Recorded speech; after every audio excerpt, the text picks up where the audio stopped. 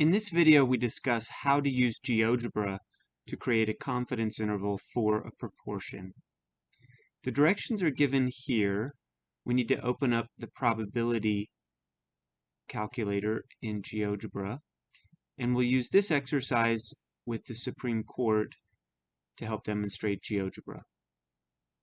So in section 3.5.1 of the text, a 95% confidence interval for the proportion of Americans who approve of the job the Supreme Court was doing in June 2012 was computed to be 0.409 to 0.471.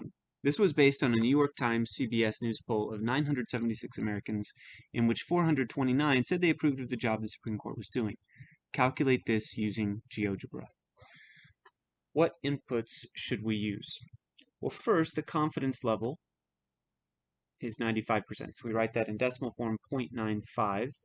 There were 429 people with the characteristic of approving of the job that the Supreme Court was doing, and that was out of 976. So to do this in GeoGebra, we'll open up GeoGebra, we'll go to the three vertical dots, open up the probability calculator, come to statistics, and then we're going to go down to Z estimate of a proportion. So we put in our confidence level, 0.95, the number of successes, 429, and then the total sample size, 976. Here we see the lower limit and the upper limit for the confidence interval. And then we also see it in the form of the point estimate in the middle, plus or minus the margin of error.